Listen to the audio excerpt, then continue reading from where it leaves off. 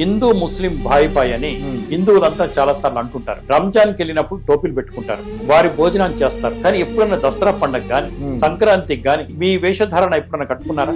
మీ భోజనాలు ఎప్పుడన్నా చేశారా? హిందూ ముస్లిం భాయ్ భాయ్ అని హిందువులు అంటారు తప్ప ముస్లింస్ గాని ఇతరులు గాని హిందూ ముస్లిం భాయ్ భాయ్ అని ఒక్కసారి అనిపించండి చూద్దాం. హిందువులకి ఉన్నది ఒకే ఒక్క దేశం, భారతదేశం. హిందువులకి ఇంకొక దేశం లేదు. ఒకప్పుడు నేపాల్ హిందూ దేశం ఉండేది, ఇప్పుడు అది కూడా లేదు. ముస్లింస్ కి ఎన్నో కంట్రీస్ ఉన్నాయి, క్రిస్టియన్స్ కూడా ఓన్ కంట్రీస్ ఉన్నాయి. హిందువులకి ప్రపంచ వ్యాప్తంగా ఏదైనా ఆపద జరిగితే, అనుకోని జరిగితే, ఆ దేశాల నుంచి వెళ్ళగొట్టబడితే ఉంది ఒకే ఒక్క హిందూ దేశం. వారందరూ కూడా వస్తే కూడా మనం భోజనం పెట్టేది ఇక్కడే. కాబట్టి హిందూ ధర్మాన్ని కాపాడుకోలేకపోతే, ఈ ఒక్క దేశం కూడా మనకు లేకపోతే మన పరిస్థితి ఏంటో అర్థం చేసుకోండి. 850 సంవత్సరాలు ముస్లింస్ పరిపాలించిన, 200 పైచిలుకు సంవత్సరాలు క్రిస్టియన్స్ పరిపాలించిన, హిందూ దేశంలో దేవాలయాల మీద దండెత్తిన, సంస్కృతి మీద దండెత్తిన, సంప్రదాయాల మీద దండెత్తిన, పిల్లల్ని ఎత్తుకెళ్లిపోయిన, మత మార్పిళ్లు జరిగిన హిందూ దేశం నిలబడగలిగింది కదా.